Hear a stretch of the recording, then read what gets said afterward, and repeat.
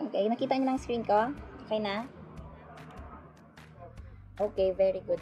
So, ngayon nasa kabanata 2 na tayo ng asignaturang ito ng Komunikasyon sa Akademikong Pilipino. Kung sa kabanata 1 ng ating napag-aralan ay tungkol sa metalinguistic na pagtalakay sa wikang Filipino, tulad nung yung katangian ng wika, mga teorya ng pinagmulan ng wika. Sa kabanata 2 naman, ang pag-aaralan natin ay tungkol sa kalikasan at estruktura ng wika. Dito, malalaman natin ang grammar at linguistika ng wikang Filipino. So, bago natin talakayin kung ano nga ba ito, alamin muna natin ang mga layunin. Una ay natutukoy at maipapaliwanag ang punto at paraan ng artikulasyon. Pangalawa ay napapahalagahan ang paraan ng pagbigkas ng mga salita ayon sa wastong diin, haba, tono at antala. So, sa grammar at linguistika, maraming ang kailangan nating pag-aaralan. So, ito yung kailangan nating malaman sa grammar at linguistika ng wikang Filipino. So, una, syempre, ang phonema, natawag na phonema o phonemes sa Ingles o tunog, pag-aaral ng tunog. Ang graphema naman, ito yung mga pag-aaral ng letra. So, ang morphema naman, ito yung unit ng mga salita. So, mga pag-aaral ng mga salita. Ang leksika naman, ito yung pag-aaral ng mga salita, yung kahulugan ng salita. Ang morphema kasi, kung paano mabubuo ang isang salita. Ang leksika naman, ito yung mga kahulugan ng salita. Ang syntax naman, ito yung sa mga pangungusap.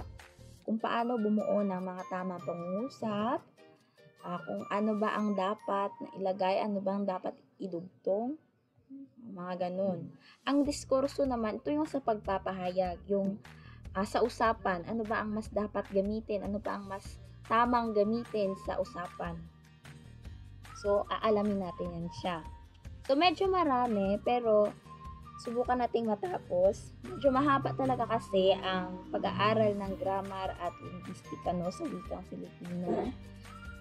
At medyo, ito rin yung pinakamahirap na aralin. Yung grammar at linguistika. Kasi mahirap. Unlike sa English na madali lang kasi yung verb, nouns. Dito kasi sa Filipino, mahihirapan kayo kung ano ba ang tawag sa noun sa Filipino. Ano ba ang verb sa Filipino. Kasi hindi kasi kayo sanay gamitin. Kaya medyo mahirap siyang matandaan at mahirap siyang gamitin.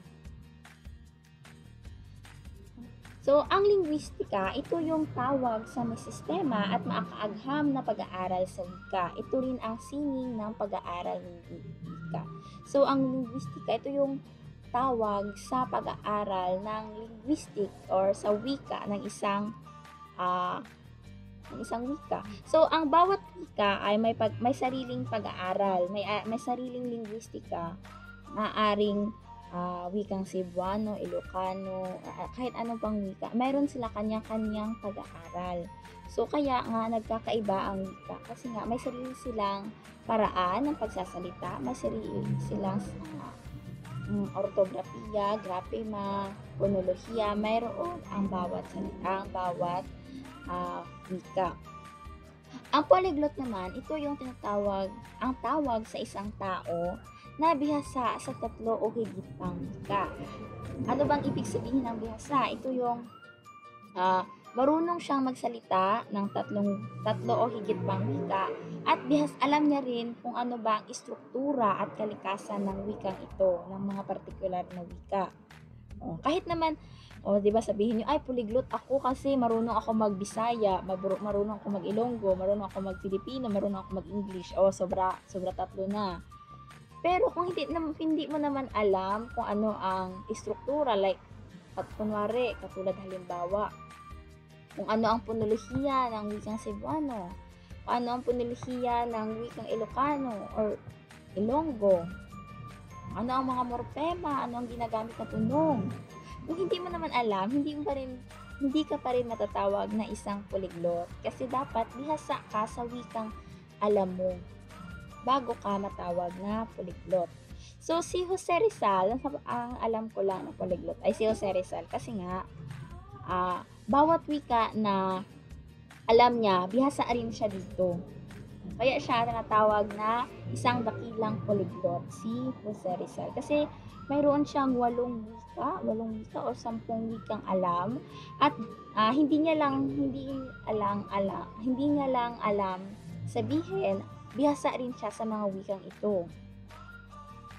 Alam niya kung anong istruktura, mga kalikasan, alam niya lahat. So, yan ang polyglot. So, ito yung magiging balangkas or kumbaga outline ng ating pag-aaral sa linguistika.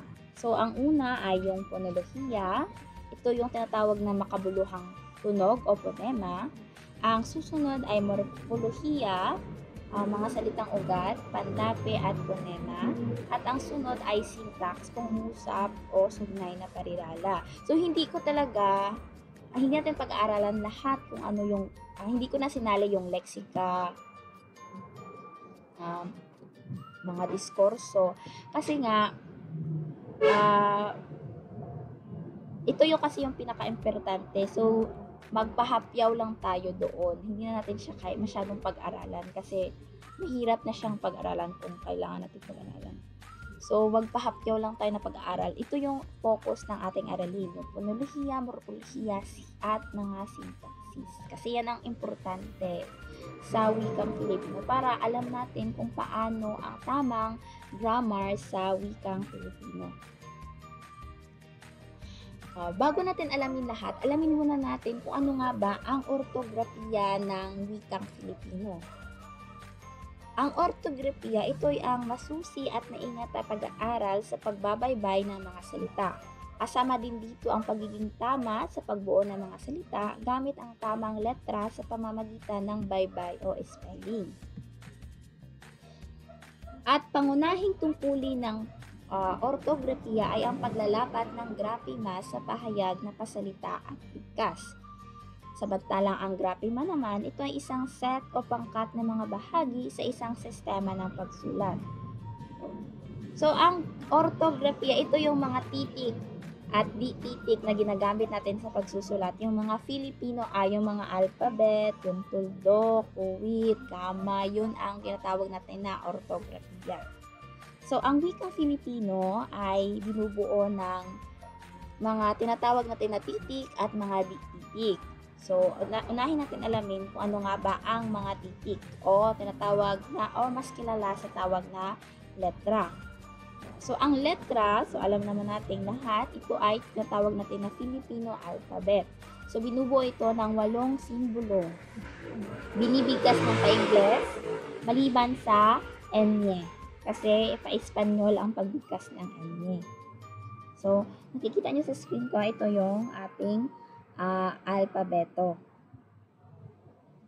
Sa mga di-letra naman, ito yung mga simbolo na yung ginagamit natin, yung mga tundik na pahilis na sumisimbolo sa diin o haba ng pagkakabigkas ng salita, yung tundik na paiwa at ang tundik na pakutya.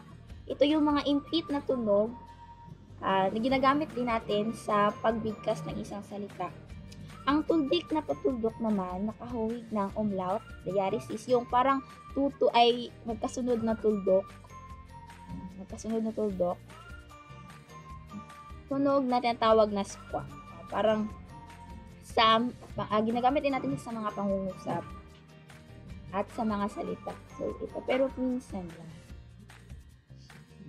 So, ang iba, katulad na lamang ng uwit, tuldok, pananong, kadamdam, tuldok uwit, kudlit at gitling, ay ito yung kumakatawan sa mga patlang at himig ng pagsasalita sa pagitan ng mga titig, pantig, sa pagitan ng mga salita at mga parirala at sa pagitan ng mga pangungusap. So, ito yung ginagamit natin sa pagbuo ng mga parirala, pangungusap, o kung hihinto ba tayo dito or lalagyan ba natin ng tuldok or ano ba ang dapat na reaksyon sa mga salitang ito. So, ito ang ginagamit.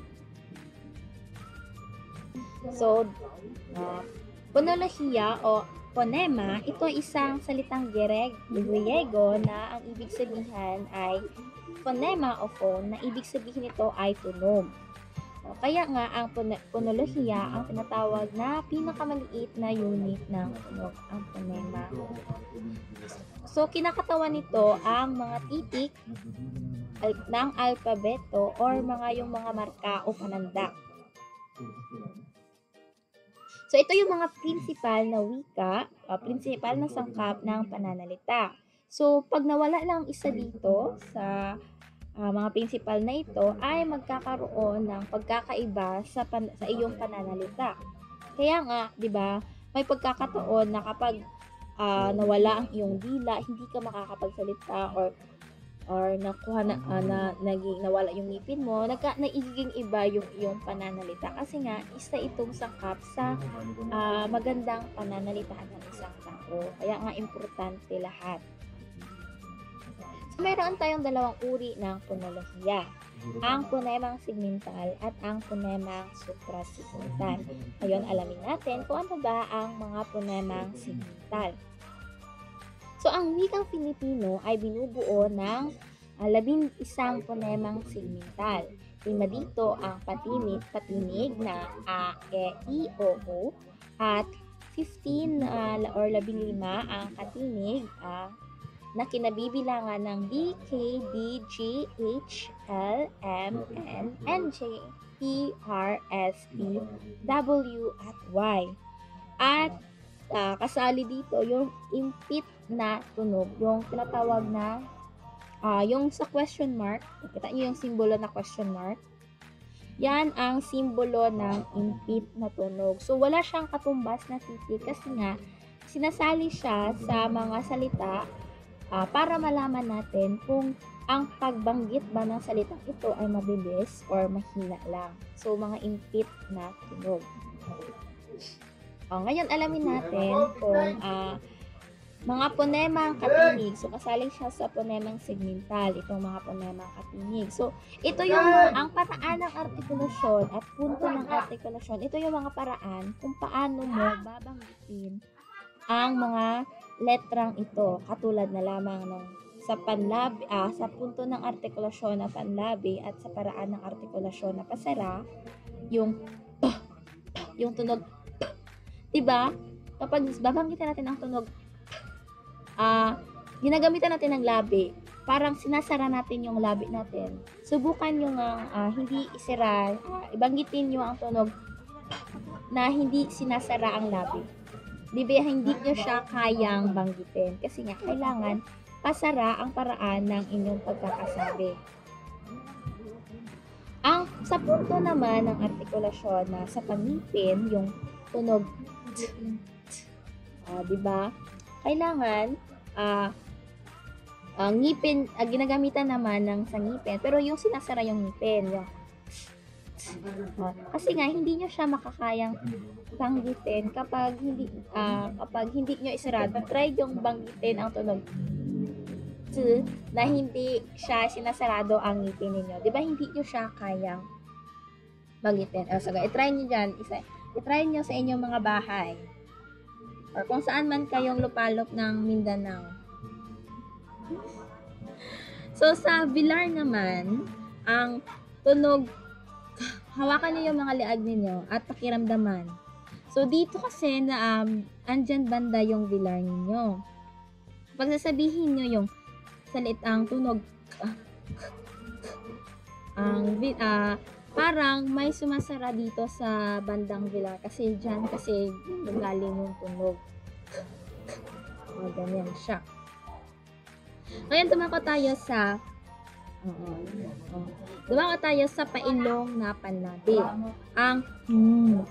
Kasi sinasarado yung panlabi yung labi natin na dumadaan siya sa ilong ang tunog. So, ganyan siya. Ang ni naman, sa ngipin naman siya. Sarado yung ngipin natin, pero ang tunog ay lumalabas sa ilong pa rin. Katulad ng tunog na dumako tayo doon sa panghilagid na kasutsot. Yung kasi nga, parang sa gilagid nanggagaling yung tunog, gilagid natin.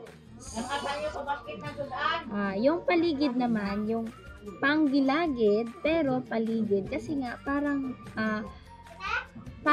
gagaling siya sa gilagid papunta sa labi. So parang nag-spread out siya. Spread out yung dila nyo. Like, ganyan siya na tunog. Ang R naman, naging pakatal ang kanyang paraan ng artikulasyon kasi parang naga-move or gagalaw yung dila ninyo. Like, siya. So, may katanungan ba kayo sa ponemang katinig? So, ito yung paraan kung paano bibigkasin, kung saan ba ang pwesto ng pagkakabigkas para sa tamang pagkakabigkas ng mga tunog na ito. So, pahapyaw lang natin siyang aalamin. Dito naman sa ponemang katinig, ito naman yung, kaya mayroon tayong taas, gitna, baba, harap, sentral, likod. Ito yung gamit nyo sa pagsasalita, ang pwesto ng dila nyo kapag babanggitin nyo ang tunog na mga ito, yung mga tunog na ito. So, ito yung mga pwesto ng dila. So, di ba pag I at taas na I ang dila. Sa gitna na E at sa baba na A. Di ba? Kapag babanggitin nyo yan na mga tunog, gumagalaw yung dila ninyo. Hindi lang siya nag-stay sa isang posisyon. Ngayon, dumako tayo sa pares minimal. May katanungan ba kayo tungkol sa ponemang katinig at ponemang katinig? So, okay na? So, walang question? Ngayon, dumako tayo sa pares minimal.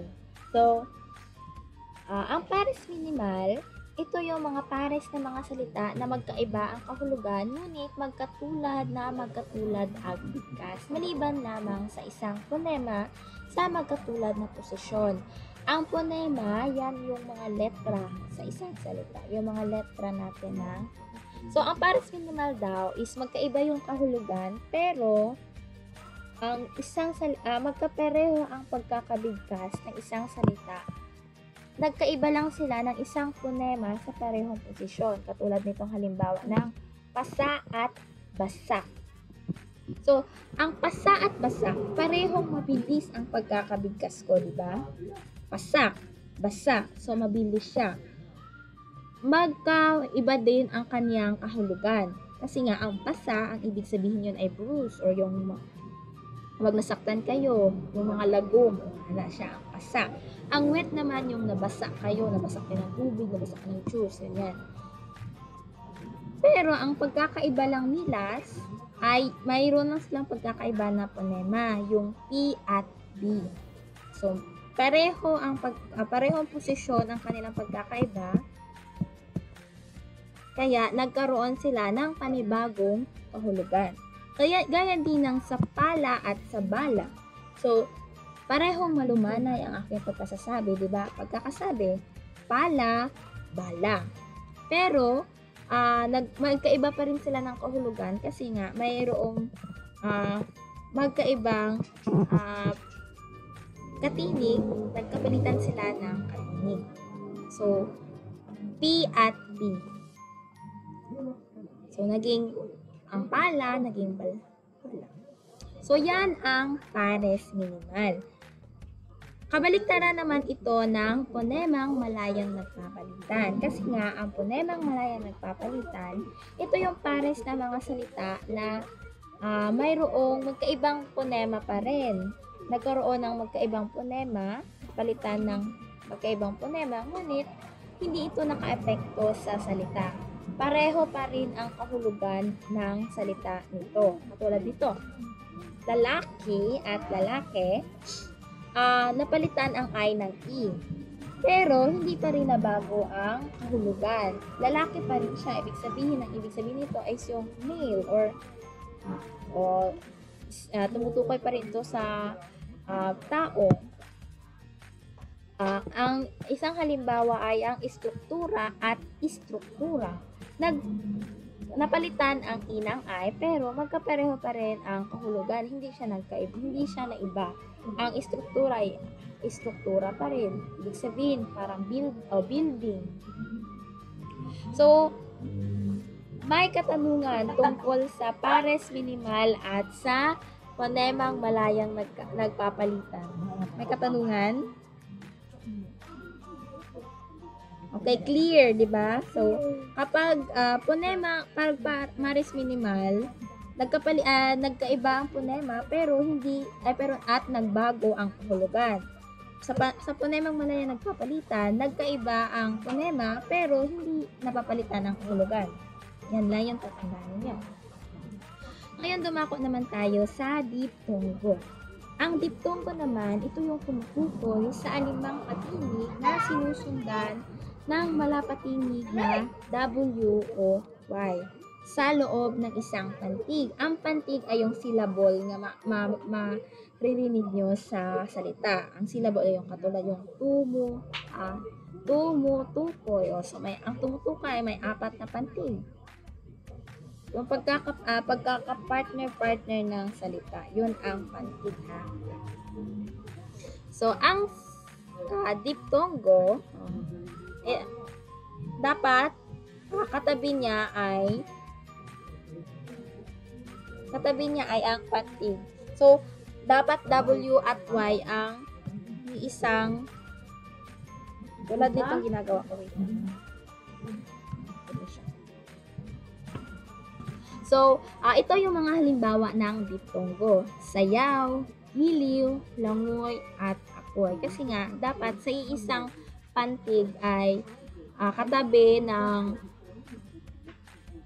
W at Y ang patinig para matatawag natin siyang diptongo. Kasi nga, kapag ginawa nating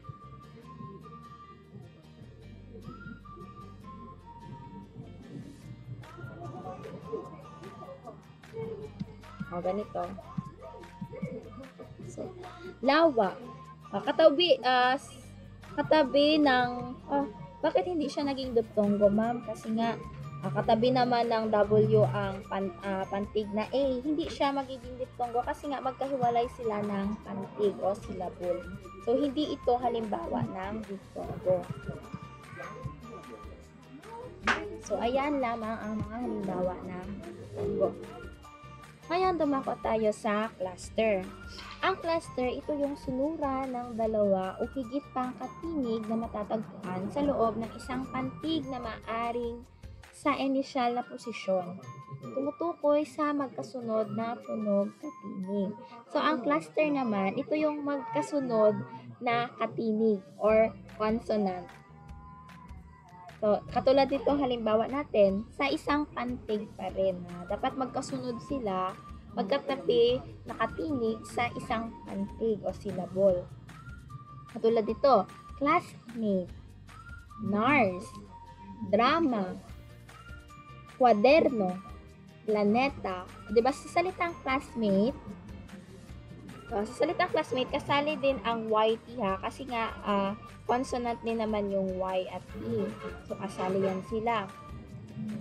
So, ang sa salitang classmate, so mayroon tayong dalawang cluster dyan, ang KL at ang YT. So, mayroon tayong dalawang cluster. Sa nurse naman, mayroon tayong isang cluster, yung R at S lang, nurse. Sa drama naman, mayroon tayong isang cluster, D at R, drama. Sa kwaderno, mayroon tayong isang cluster, yung K at W, kasi nga magkatabi yung K at W. At sa planeta, mayroon tayong isang cluster, kasi nga isa lang yung magkatabi, yung P at L lang, planeta. So, ito yung tinatawag natin na cluster. Magkatabi ang katinig sa iisang pantig. So, mayroon ba kayong katanungan sa mga ponemang segmental?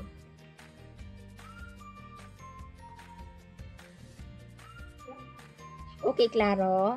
Okay, kung wala naman kayong katanungan sa mga ponemang segmental, dumako tayo sa ponemang suprasegmental. Ang ponemang suprasegmental, Inihuhudyat ito ng mga notasyong phonemic upang matukoy ang paraan ng pagbigkas ng isang salita o isang pahayag. So, ito yung mga kung paano mo siya ibibigkas ang mga salita, ang mga salita, kung saan ka magbibigay ng diin. Kasi nga, di ba, sa wikang Pilipino, mayroon tayong magkakapareho ang baybay, pero magkakaiba lang ang pagkakabigkas nito. Katulad ng yung basa at basa. Magkaiba kasi ang basa, malumanay ang pagkakabanggit mo. Samantalang ang basa, mabilis. Pero nagkaiba yung kahulugan nila. Dito natin siya matatalakay sa ponemang suprasegmental. Ngayon, dumako tayo sa unang ponemang suprasegmental.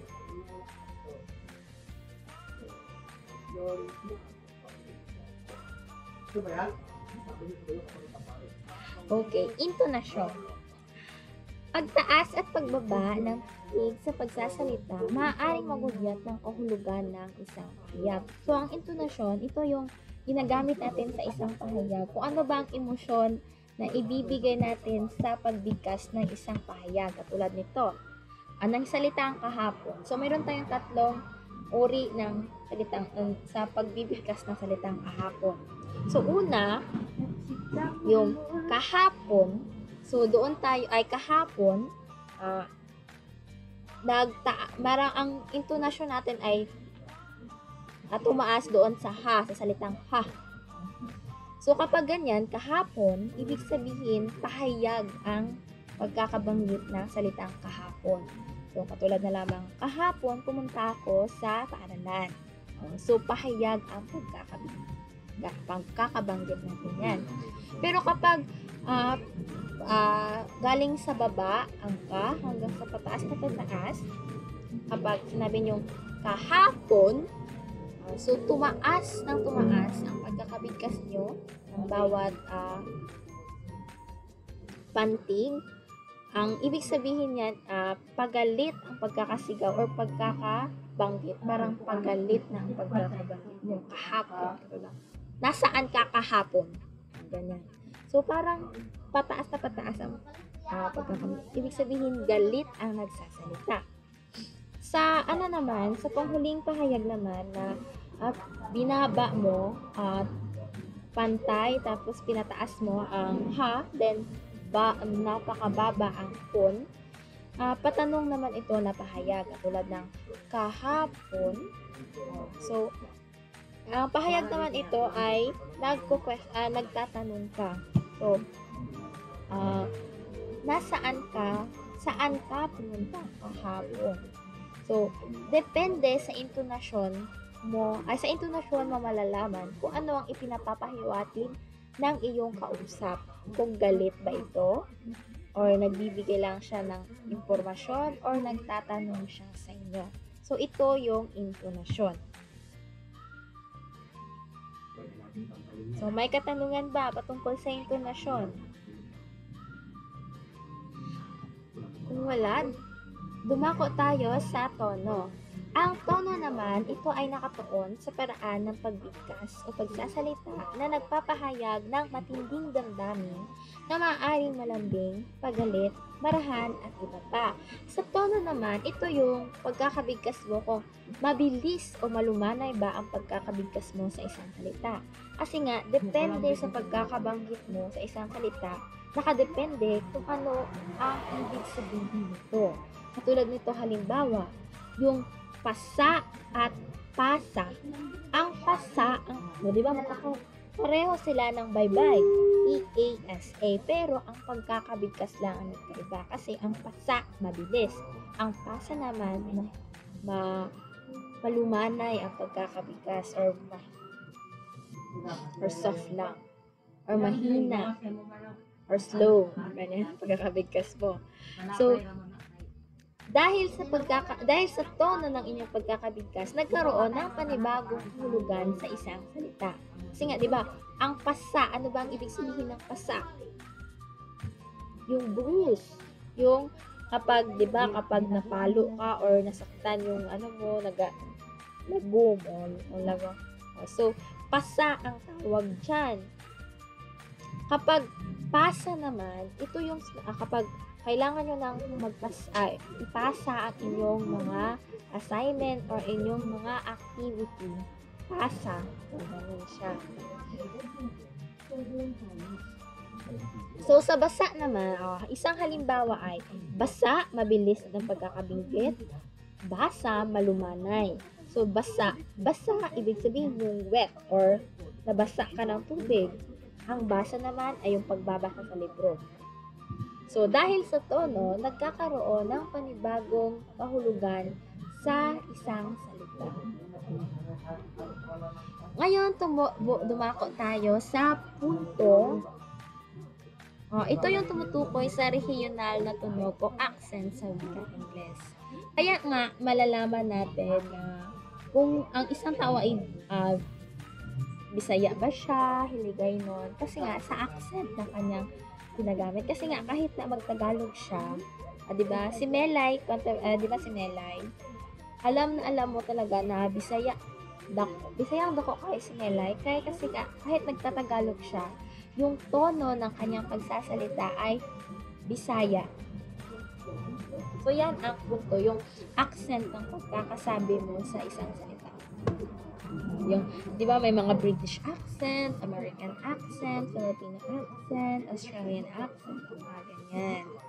So, yan yung mga ang halimbawa ng punto. So, may katanungan ba kayo sa intonasyon, tono, at punto ng ponemang suprasegmental? Kung may katanungan, okay. Kung hindi niyo siya maintindihan, huwag kayong mahiyang magtanong, ha? Ngayon dumako tayo sa pangalawang uri ng ponemang segmental, ang haba at diin. Alamin natin ang haba. Ang haba, ito yung tumutukoy sa haba o ikli ng bigkas sa patinig ng pantig ng salita. So, nagbabago ang pareho pa rin ang baybay ng isang salita. Nagbabago lang siya. Depende kung gaano mo kahaba iprolong ang patinig. Or yung haba ng pagprolong naman sa patinig. Yung mga patinig is yung a, i, i, o, ha? Yung mga tunog ng patinig. So, kung gaano mo siya kahaba, sabihin, iprolong, nagbabago ang salita. Katulad nito, halimbawa nito ay bukas. So, parang nagprolong ako sa tunog bukas. Ang ibig sabihin niyan ay sa susunod na araw. Pero kapag hindi ako nagbigay, yung bukas, ibig sabihin hindi sarado or bukas. Nakabukas ang pinto. So, wala akong haba na binigay. Wala. Hindi ko prinolong. So, iba ang panghulugan. So, pag sinabi kong bukas, ibig sabihin sa susunod na araw. Kapag bukas, ibig sabihin nakabukas o hindi sarado. So, yan ang pagkakaiba nila. Sa diin naman, ito yung paglakas o paghina ng bigkas sa pantig ng isang salita. Kung saan ka nagbibigay ng diin sa isang salita. Doon kasi sa haba, kung saan ka nagaprolong. Dito naman kung saan ka nagbigay ng diin sa isang salita. Katulad nito, yung buhay at buhay. Nagdiin ako sa ang diin ko ay nasa buhay, ibig sabihin kapalaran yan siya ng tao. Ano ba ang nasa buhay ng tao? Pero pag ang diin ko naman ay sa hay or buhay, ibig sabihin na buhay o humihinga isang tao o isang individual. Isang halimbawa pa ay yung lamang at lamang. So, kapag lamang, natatangi ang iyong ginagawa or natatangi ka sa lahat. Pag lamang, ibig sabihin nangunguna ka or nahihigatan mo lahat or malapit ka na nakalamang ka sa lahat ng iyong mga klase. So, yan ang pagkakaiba ng sabihin. Kung saan nagkakaroon ng ibang kahulugan, depende kung saan ka nagbibigay ng diin. May katanungan ba tungkol sa diin at haba ng salita? Sa phonemic segmental.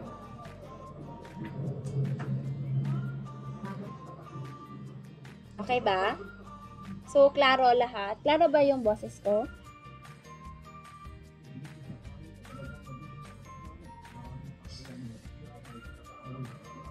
Okay. So, pumunta tayo sa antala at hinto. Ang antala at hinto, ito yung saglit na pagtigil sa pagsasalita upang higit na maging malinaw ang mensaheng ibig mong ipapatid. So, ito ay yung makikita natin paminsan-minsan sa pangungusap. Kasi nga, nagkakaroon ng panibagong mensahe kapag kapag nagkakaroon tayo ng antala o hinto sa isang pangungusap. Katulad halimbawa nito, unang pangungusap, nakikita nyo, wala siyang kama, di ba? Hindi ako ang may kasalanan. So, ano bang ibig sabihin ng pangungusap?